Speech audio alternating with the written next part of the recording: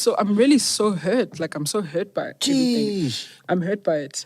And what's sad is all the people who need your healing, because you're legit like a healer through your music and stuff, you know? And the people who need, because I think there's people who need your music. There's people who've been carried through dark times by your music.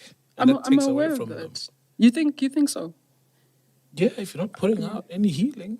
But also, Saul, if you think about it, if I'm saying I'm bruised and that I didn't see it, I didn't see this as a consequence of me loving my craft. You know?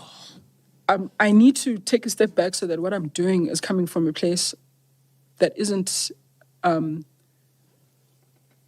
this hurts and disappointed. And I also, I know that this is just an isolated incident. I also just think like there's something going on. Like technology is doing something to us that we are now starting to do to each other. Sure. If you look at like how we're just being decompressed into memes, into JPEGs, it's happening in every single platform where it's like the attention span to really take in someone as a layered, full human, you need to, you're reduced to one line, At this point, I'm reduced to a title. I'm a homewrecker. And I'm like, that doesn't happen to dudes as well. There's also like, I'm experiencing this as an artist and as a devotee and as a woman. But I'm also saying that like there's a greater ill where like just the catfish can wake up and say, Ubani slept with Ubani. We legitimize that nonsense. Go and abuse that person for 2 days, they trend. And somehow we've made that normal. Somehow we are also turning each other into caricatures where we are just not able to hold each other's humanity. Technology is doing that to us, but now we're doing it to ourselves. And I don't understand why we are part of a great project of just like shrinking each other's humanity to, and I'm looking at it not only and on like my ego is bruised, but like my spirit is intact. And because I'm sensitive, I have to take a step back and say, how do I engage the space that is actually quite toxic? Very. But I have this song that I want to share. How do I do it without feeling like I'm being turned into a spectacle when I've never been about that, And I mean, something like this, that this stupid article, you guys will say, smash you pause. But I'm being called a whore. This is the misogyny of the whole thing. When like, that's the other evil thing about tabloids is that they have all the information in the world to clear that like, this is just another story about a relationship that's ending. How did that story come out, man? Because I never followed it. Was it like Musa Kaulo or something? I don't know. No. I mean, it's just also my disdain for tabloid media is so deep as a person who believes in words. Like I believe in the healing power of words. I believe in the power that words have to encourage and to edify and to clarify and to bring people out of dark spaces because they've done that for me. And now a tabloid is kind of just like the opposite end of the spectrum, the thing that I hate the most because they are intentionally distorting the truth. Every day, people buy that and it's a machine that has no consequence for destroying people's lives. And we've all bought into it. We share that article 100%. And we do that thing and it's just normal. But like, I don't know. So it was an article? It was an article. Oh, and then it caught flames on It was an article that obviously like, if you look into the article, all the information to separate me from the end of that relationship is there. But like, you're not going to expect a space that's looking for a sensation to go and make that call, to go be like, this has got nothing to do with MSAKI. But because there's been nothing but, music or art coming from this person, this is going to catch a fire if it has your name on it. Oh, yeah. And I mean, for me, I'm also an empath to the extent that I understand that it's difficult to watch somebody that you once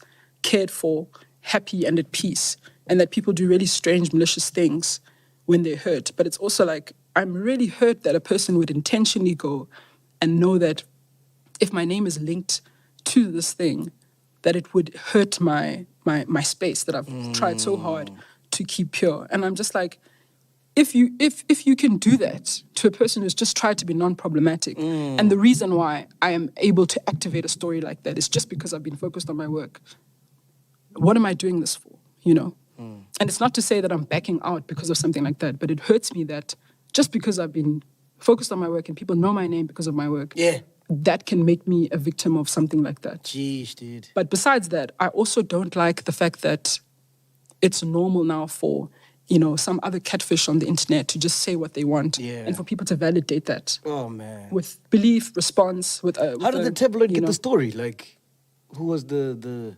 leak, the snitch? What is the story? I don't know. You tell us.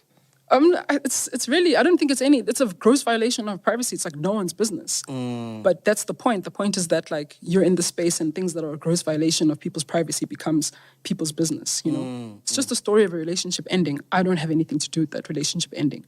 But I'm dragged in as the which cause. relationship is ending? No, smashes. Oh, smash. Okay. So that relationship is over. I'm trying to understand. I didn't follow the story. Did you follow the story, so? Well, they made it seem like it's not my story, but yeah, they made it seem like it's over because of her, but clearly it was over already. Yeah. But you still married though. No, that's also like none of your business. Yeah, for sure. But you're not. But well, she did say no. That's wild. It's rough out here for a thug. And I know Smash. We used to work together at Yeah, all of us used to be colleagues. Yeah, colleagues at YFM. I could see why you'd get with a guy like Smash. No, man. This Smash is a great guy. Yeah, He is, yeah. I just have nothing to do with the end of his relationship, and I'm just hurt that doesn't it suck that now that it's out there, like there's nothing you can do? People, like you're saying, they've already labeled you a homewrecker, and we don't even know the truth, and like nobody even knows what's going on, but already that's out there. You know what I mean?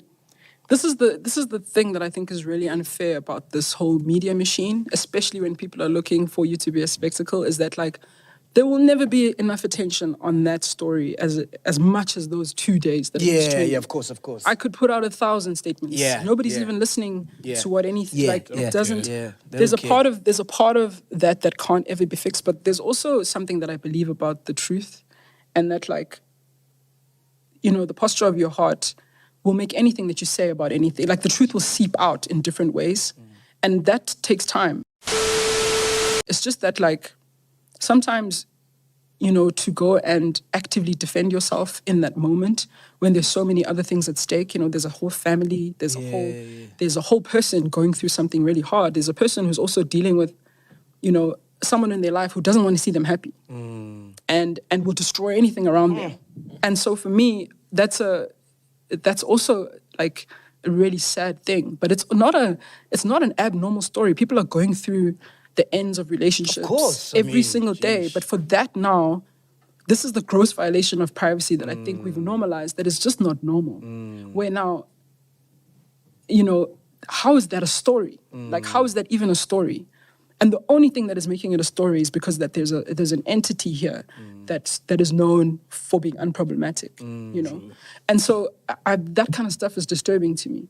But don't you think this is a good platform to tell your side of the story and just clear the air and be like, guys, that's all fake news. This is what's going on. I mean, I guess because part of me would be like, it isn't really my story, MacG, and I would have expected the person whose story it is to clear it up. Whose story is it? Who do you think it is? Whose story is it? Whose story is it? Whose story is it anyway? Whose story? Whose story is It's not my it anyway? story. Is it Smash's story? It's not my story. Is it his wife's story? It's not my story. It's their story. It's not my story, guys. But you're part of it. But It's not my story. And I think, I mean, if there's, I guess I find myself in this position because this is now like the only bit of personal information that is out there about me in 10 years. Yes, I was about to say. And it's like when not, you said people invade your private life, I was like, actually, I've never heard anything about you until like that's now. literally, I mean, I guess it would be unwise of me to not just say that like, I have nothing to do with the end of that relationship. And I'm appalled that like, firstly, media with information. I mean, like guys, people attempting to divorce, people divorcing, that's a public document. Like tabloids are so dodgy that they will go to police. Oh, yeah. They camp out there, yeah. They'll go to police stations, look at statements, or they've got snitches, you know, and will pretend that what you've written on a statement saying, oh, my dog got lost on the 17th of April, they will pretend that they had a conversation with you and they will quote you. Yeah. Tabloids are quoting people that they haven't spoken to. It's appalling to me that people will take that and think that those timelines and that truth is not being distorted. And for me, it hurts that, like, I get caught up in a story, and the person whose story it is is not in a position and doesn't take the initiative to clear my name. Yeah. That hurt me, but I also understand that, like, I understand why that's a difficult thing, you know, when you're dealing with a really difficult past, you know. And for me, I think separating it from, like, oh, my brand is experiencing this, I'm experiencing this, my ego is experiencing an embarrassing thing. Like, a whole love letter, bro. A letter was published in the fucking tabloid. Like, I wrote something from my heart and it ended up in the tabloid. Man. That is so humiliating. But at the same time, it's like, you know, I understand why it's difficult to speak back when something like that happens.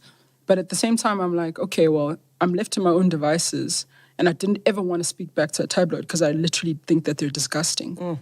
But if now my space is tainted and I'm, you know, can't even post about a gig without someone saying, once. I think for me, it's like, if the facts are available, public documents say when people file for divorce, if people have not been living up in the same place for a year, that information is there if you want to find it. If you want to maliciously make me the cause of the end of a relationship, when people have been divorcing or doing whatever they're doing, if the relationship has been clearly over and everybody knows it, and it's clear from me even speaking to this person or knowing this person or spending time, and it's a very clear distance and everyone knows that, for you to go and conflate that intentionally because you can't deal with this person's happiness, that is like another kind of evil that's a fitting collaboration for a tabloid. So I can't speak to that, especially knowing what I would believe about words. And have you spoken to Smash Africa since these news broke? Yeah. We were good for a while, you know. But I think it's just the disappointment of, like, you could say the truth, but at the same time, I also understand when you're like, I don't deal with tabloids. I don't say anything about social media. But if it's actively damaging my and you got life, the obviously, you know. So it hurts, but it's like, it's life, you know. And for me, it's not an energy that I want to meet with the same kind of maliciousness, but it is what it is, and I have to feel a bit betrayed because, like you're saying, if a divorce takes place and then there's a letter post-divorce, it means then either one of two people could have leaked it, because it's not like wife found the letter somewhere when they weren't even living together. Dude, it's a whole complicated story, but like I said, it's not my story. And all I can say is that it's a gross violation of privacy, and whoever had an agenda to not see this person happy anymore did what they did, and they found a happy collaborator in a medium that doesn't care for the truth and doesn't care for consequence. And I think for me, you know, I'm not going to sit here and give you the details of the story, of course, because it's horrible and it's very sad. But at the same time, it's like truth and time have got this inevitable conversation, like a conversation where, you know, the posture of everyone's heart is going to be exposed.